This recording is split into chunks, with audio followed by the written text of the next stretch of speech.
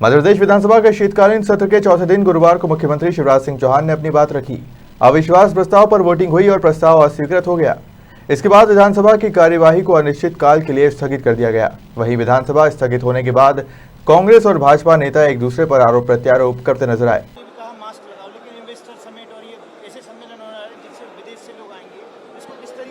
देखिए, हमारा नेता राहुल गांधी फरवरी में बोलता रहा कि कोरोना आ रहा है। उसको किस तरह से लिया उन्होंने? गुजरात के अंदर नमस्ते ट्रम्प के माध्यम से इवेंट किया। मध्य प्रदेश के अंदर यही शिवराज सिंह जी मुख्यमंत्री, सरकार गिराई। हमारे जो उस तत्कालीन जो विधानसभा अध्यक्ष थे नवदास साहब प्रजापति, उन्होंने अन्य राज्यों, इस राज्य नहीं अन्य राज्यों में, पंजाब में, छत्तीसगढ़ में विधानसभा सत्र को जो समाप्त किया था कि विधानसभा कोरोना का देखते हुए विधानसभा सत्र को एडजॉर्न किया जाए, वो यहाँ भी किया था। लेकिन इन्होंने 15-20 दिन कोरोना होने के बावजूद भी सरकार गिराने में, सरकार बनाने में लग रहे हैं। तो कोरोना को तो प्रवेश केंद्र की सरकार में बैठे हुए हमारे दाढ़ी वाले बाबा नरेंद्र मोदी जी ने दिया, और यहाँ मुख्यमंत्री जो अभी तत्कालीन है उन्होंने दिया कोरोना का आने का निमंत्रण।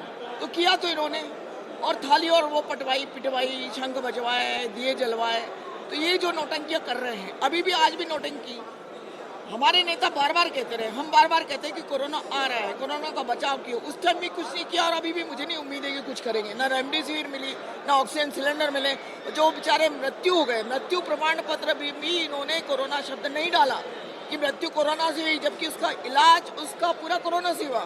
उसमें सस्पेक्टेड शब्द डाला ताकि कोरोना से जिनकी मृत्यु हो गई उनके परिवार को लाभ नहीं दिला सके। एनआरआई सम्मेलन G20 नहीं होनी चाहिए, लेकिन तत्कालीन परिस्थितियों को देखते हुए होनी चाहिए। प्रदेश की जनता को उससे लाभ मिलेगा, बच्चों को उससे रोजगार मिलेगा, लेकिन तत्कालीन परिस्थितियों को भी देखना चाहिए। राहुल गांधी जी की भारत जोड़ो यात्रा चल रही है, तो वो भी बंद करने की मांग चल रही है। कोरोना आ रहा है, राहुल गांधी की भारत जोड़ो यात्रा देखिए, जो आप बोल रहे हो भारत जोड़ो यात्रा बंद करनी चाहिए, तो बहाना ढूंढे किस बात से बंद करना चाहिए। तत्कालीन स्थितियाँ, उस प्रदेश की स्थितियाँ क्या चल रही है, कहाँ चल रही है, कितने लोग आ रहे हैं, वो स्वयं जा रहे हैं, लोग उनसे मिल रहे हैं। तो कहीं ना कहीं ये चीज़ भी है, तो उसको भी देखते हुए निर्णय जैसे लेना चाहिए। ठीक, थैंक यू। आज मुख्यमंत्री जी ने कहा फ्लॉप शो बता रहे हैं सर, फ्लॉप शो बता रहे हैं कैबिनेट मंत्री को, कह रहे हैं तो कांग्रेस का जो अविश्वास प्रस्ताव है फ्लॉप शो है। अब वो मुंगेरी लाल जी जो है बहुमत के आधार में कुछ भी बोल सकते हैं। जिस तरह से असत्य कथन ऊपर से लेके शीर्ष नेता जो सदन का मुखिया होता है आदरणीय मुख्यमंत्री जी, उनसे लेके निचले तक के लोगों ने जो असत्य कथन कहा, हमारे जितने भी सदस्यों ने जो मुद्दे उठाए, जो बातें की और तथ्यात्मक प्रमाण सहित जो चीजें रखी है, उसका भी वो ढंग से जवाब नहीं दे पाए। जो वो बात आदरणीय मुख्यमंत्री जी प्रवचन जो बाहर देते हैं, जो वो सभाओं में देते हैं, वही प्रवचन उन्होंने यहाँ दिया। उसमें कोई भी उसमें बात आ रही है कि कमलनाथ सरकार में ये योजना इतनी बंद कर दी गई, उन्होंने तो मुख्यमंत्री में गिरा दी। असत्य कथन, बिल्कुल असत्य कथन।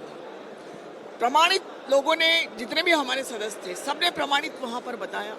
असत्य कथन बोलते रहे और बहुमत के आधार पे जोर जोर से चिल्ला के उन्होंने बोला। बिल्कुल असत्य कथन है, इसमें कहीं कोई इसमें सच्चाई नहीं है। चाइना में कोरोना के केस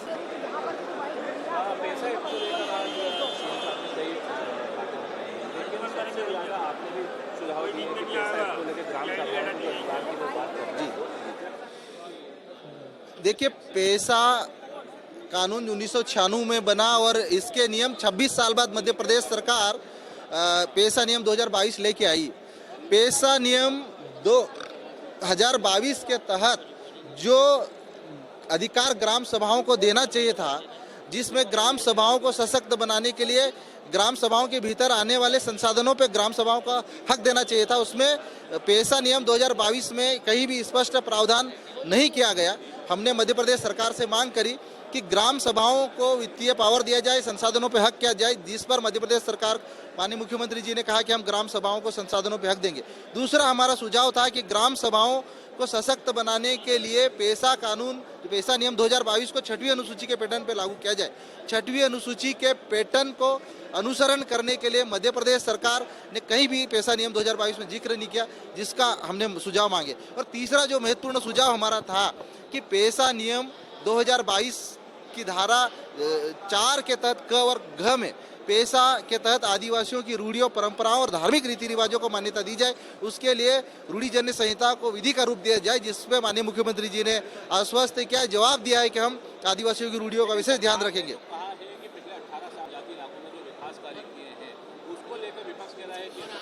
देखिए, ये बात सही है कि मध्य प्रदेश में पिछले 70 सालों से जो आदिवासी छात्रावास बने 50 सीटर 100 सीटर वही है। हमने मध्य प्रदेश सरकार से माननीय मुख्यमंत्री जी से मांग रखा है कि आदिवासी इलाकों में शिक्षा को बढ़ावा देना है तो कम से आज की समय के हिसाब से, आज जनसंख्या के हिसाब से 500 से 1000 सीटर छात्रावास बनाए जाए। और साथ में हमने कहा है कि आदिवासी इलाकों में शिक्षा को बढ़ावा देने के लिए जो हजारों की संख्या में प्राचार्यों के पद खाली है, शिक्षकों के पद खाली है, सहायक अध्यापकों के पद खाली है, उनको भरा जाए।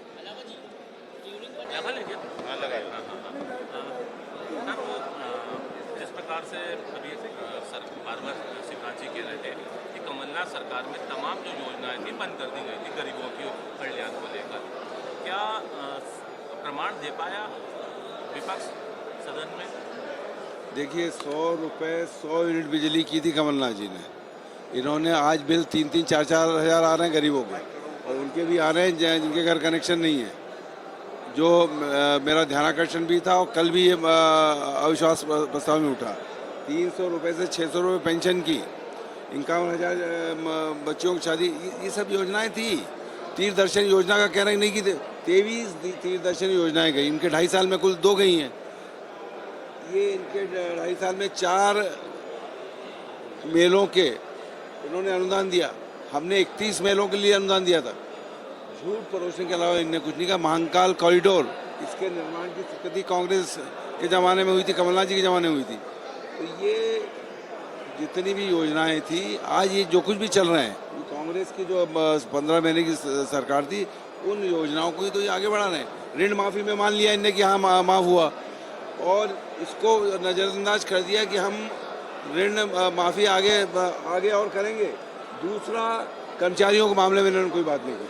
2005 के पहले की पेंशन लाएंगे कि नहीं, इस पर नहीं कहा। दूसरा, रसोई गैस सस्ती करेंगे कि नहीं, राजस्थान कर रही, इस पर नहीं कहा।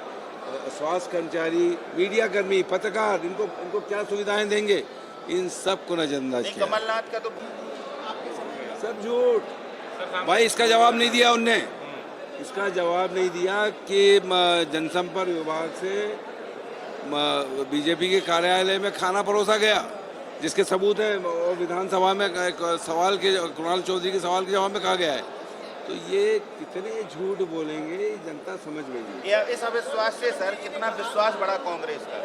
इस अविश्वास प्रस्ताव लाने के बाद कितने उत्साहित हैं कांग्रेस के नेता और कितना विश्वास बढ़ा? इतना बड़ा है कि 2023 में कमलनाथ जी नेतृत्व में अब 114 नहीं 174 से ज़्यादा से कांग्रेस सरकार बनेगी। 1100 क्वार्टर से लेकर 74 बंगले तक चले जाएंगे। विश्वास दोनों दिन ही नहीं आए। देखिए, कमलनाथ जी यहाँ पर नहीं थे, और वो बाहर मीटिंग दिल्ली में कांग्रेस पार्टी की, और नेता प्रतिपक्ष तो थे। आज उनकी माताजी बीमार हैं, इसलिए आज नहीं थे। फिर देखिए, पहले इन्हें जवाब दिया 11, इनका तो एक ही रहता है। वहाँ भी कह रहे हैं कि भाइयों और बहनों, अरे भाई हम सदन चल रहा है, भाइयों बहनों कहाँ से आ गए? भाइयों बहनों, और झूठ, उनका जो सिद्धांत है, झूठ बोलो, जोर से बोलो, बार बार बोलो, वही आज भी किया उन्होंने सदन में, इसके अलावा कुछ नहीं किया। सर, विपक्ष का हमेशा कोई चोर है स्वीकार करता है कि उसने चोरी की। हमने बड़ी जमदारी के साथ शिवराज चौहान उसके मंत्रिमंडल पे आरोप लगा के अविश्वास प्रस्ताव पेश किए। अब पत्रकार मुझे अविश्वास प्रस्ताव गिर गया। अरे भाई, उनकी सरकार है, बहुमत में, तो प्रस्ताव तो गिर नहीं था, लेकिन आम जनता के बीच में हमारा मैसेज चला गया कि किन किन मुद्दों पे शिवराज चौहान उसकी सरकार ने भ्रष्टाचार किया। आज जो जवाब दिया शिवराज चौहान ने, ये झूठ का पुलिंदा था। हमने कई तथ्य हमारे पास मौजूद है। हमारे विधायकों के प्रश्न के उत्तर में जो जवाब आया उसके उल्टा मुख्यमंत्री ने बोला, उन्हें जानकारी नहीं थी। जब हमने कहा पटल पे रख रहे हैं, मुख्यमंत्री घबराए हैं। हम उनका भाषण निकलवा के हमारे पास जो तथ्य है वो प्रश्न संदर्भ समिति में देंगे और आम जनता के बीच में सरकार कह रही है फ्लॉप शो साबित हुआ है अविश्वास प्रस्ताव। तो भाई उनके बाद तो कहने का क्या है, तो यही बोलेंगे। उनका बहुमत है कि फ्लॉप शो साबित हुआ, पर जनता तक उनका भ्रष्टाचार तो पहुँचा दिया हमने। वो कह रहे हैं कि आपके दोनों ये तो छोटी मोटी घटनाएं होती रहती हैं और नीरवता का शमशान थोड़ी बनने देंगे। तो क्या भैया भी पहलवानी का स्टेडियम बनवा तो कर लेते हैं। मेरा भाई भी रुस्तम मध्य प्रदेश रहा है, मैंने भी पहलवानी करी है। आ जाओ फिर मैदान में दंगल ही लड़ लेते हैं ना फिर। लेकिन नरोत्तम जी कह रहे हैं कि बहुत बोगस टाइप का अविश्वास प्रस्ताव है और जिगरा चाहिए सुनने के लिए। देखिए एक बात आप लोग सुनेंगे क्या? चोर बोलता है कि मैंने चोरी की। इस मध्य प्रदेश को भ्रष्टाचार का अड्डा बना दिया यार। डैम बनते बनते फूट रहे हैं, पुल बनते बनते गिर रहे हैं, किसान परेशान है। तुम्हारे बीजेपी के सारे नेता खाद का ब्लैक कर रहे हैं। मेरे प्रदेश का किसान 4-4 दिन लाइन में लग रहा है, बिजली के बड़े बड़े बिल आ रहे हैं। तो ये सारा तो ई टेंडरिंग फला जाने क्या क्या तो घोटाला करना है। पोषण आहार का घोटाला मुख्यमंत्री ने खुद ही उन पे ही आरोप लग रहा है। तो ये घोटालों का अड्डा तो बना दिया भ्रष्टाचार का। अब क्या हम पे क्या चैलेंज करोगे? भाषण वीरे हो तुम तो। तुमने तो 3.5 लाख करोड़ के कर्जे में मध्य प्रदेश को डुबो दिया। कहाँ है विकास?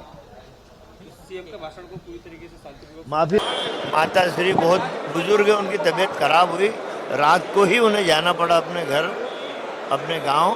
और कमलनाथ जी के पूर्व निर्धारित कार्यक्रम थे कल विदिशा में और शाम को कांग्रेस कमेटी की बैठक थी। पूर्व निर्धारित कार्यक्रम है। पूरा सदन में देखिए विधायक आपको कब दिखे क्या? सारे विधायक थे। सर राजकुमार सिंह धनोरा सागर के एक नेता हैं, बीजेपी के निष्कासित हैं।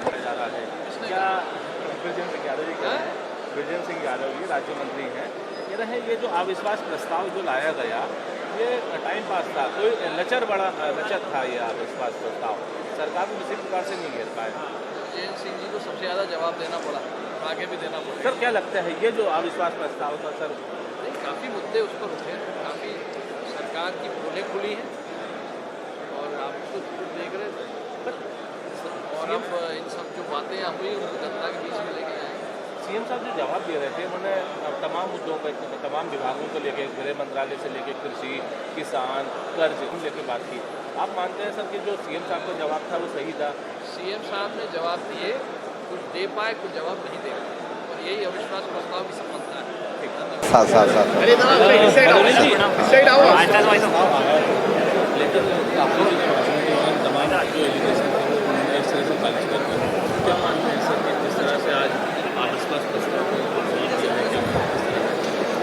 अविश्वास प्रस्ताव कल कांग्रेस के मित्र लेके आए थे। आपने देखा होगा इतना लचर अविश्वास प्रस्ताव था। माननीय मुख्यमंत्री महोदय ने पूरे विषयों का उत्तर दिया है। कांग्रेस के लोग सुनने की मनस्थिति में नहीं थे, लेकिन माननीय मुख्यमंत्री के उत्तर में पूरे प्रदेश की जनता ने देखा है कि सत्यता क्या है। विकास के क्रम में माननीय शिवराज सिंह चौहान साहब के नेतृत्व में मध्य प्रदेश निरंतर अग्रसर गति को बढ़ रहा है। Thank you.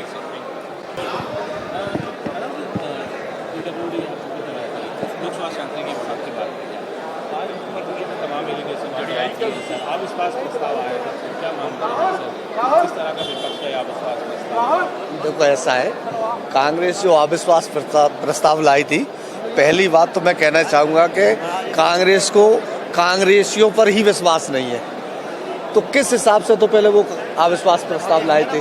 और दूसरी बात, जो उन्होंने मुद्दे रखे थे बिल्कुल बेबुनियाद झूठ, ना कोई उनका प्रूफ, ना कोई जानकारी सटीक कि जो वो कह सकें, जो बता सकें, जो पटल पर रख सकें। इसलिए वो अविश्वास प्रस्ताव उनका फेल होना ही था।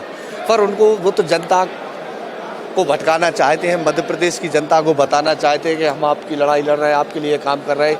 जबकि काम किया होता तो वो 15 महीने का, और या उससे पहले जब सरकार नहीं है तो वो कार्यकाल बताते। तो बताने के लिए कुछ था ही नहीं, वो तो केवल एक टाइम पास करना था।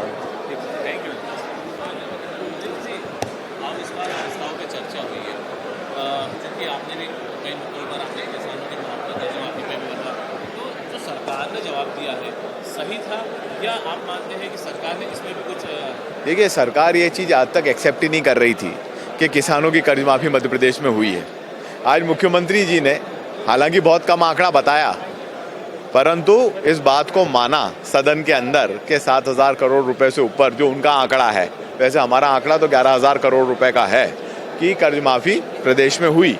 तो ये एक तरीके से एक राजनीतिक जीत कांग्रेस पार्टी की है कि सदन के अंदर जहां प्रश्नों के उत्तर देने से मंत्री बच रहे थे और जहां पे मुख्यमंत्री और इनके नेता मंचों से कांग्रेस की कर्ज माफ़ी को नकार रहे थे, आज सदन के अंदर चाहे 2.5 साल बाद पर प्रदेश की जनता के सामने सच आया है और उनको सच मानना पड़ा है। ये कांग्रेस की एक राजनीतिक जीत मैं मानता हूँ, इसका विश्वास। सर, अविश्वास प्रस्ताव तो आया, लेकिन जिस तरह से विपक्ष ने तमाम एलिगेशन लगाए और सीएम साहब ने भी जवाब दिया, सर क्या मानते हैं? देखिए, कांग्रेस का जो अविश्वास प्रस्ताव था वो टाइटा से रहा, बिना किसी तथ्य, बिना किसी आधार, बिना किसी तैयारी के ये अविश्वास प्रस्ताव लाया गया। गोविंद सिंह जी तो बहुत अच्छे व्यक्ति हैं, नेता प्रतिपक्ष जी, और कांग्रेस के कुछ विधायक उनको ओवरशेडो करना चाहते। गोविंद सिंह जी ने बहुत अपनी जिम्मेदारी का निर्वहन किया, परंतु कांग्रेस विधायक दल उनका साथ नहीं दिया। मुझे लगता है इससे ज़्यादा फ्लॉप शो कांग्रेस का और कुछ हो नहीं सकता। पूरी तरह से टाइम फिक्स रहा। ठीक सर, थैंक यू।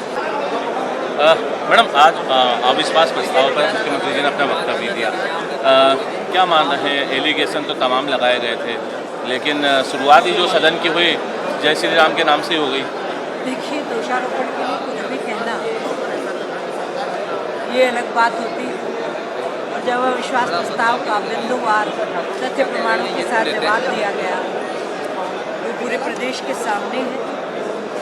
लोकतंत्र के हम रक्षक हैं, इसलिए उन परंपराओं का पालन करते हुए सबको भरपूर बोलने का मौका दिया और हर किसी के प्रत्येक प्रश्न का तथ्य प्रमाणों के साथ जवाब दिया। ये विपक्ष प्रमाण मांग रहा था कि जो बात भाषण में कही गई है उनमें कितनी पुष्टि है, कितनी सत्यता है। मैं तो आप सबसे आग्रह करूँगी, जो प्रश्न उन्होंने खड़े किए उसको सूचीबद्ध कीजिए। हमारे 10 वक्ता और हमारे जननायक भैया शिवराज जी ने जो जवाब दिया, आप उनको सूचीबद्ध कीजिए। उनके हर प्रश्न का हमने मय तथ्य प्रमाण के साथ तुलनात्मक अध्ययन करते हुए जवाब दिया।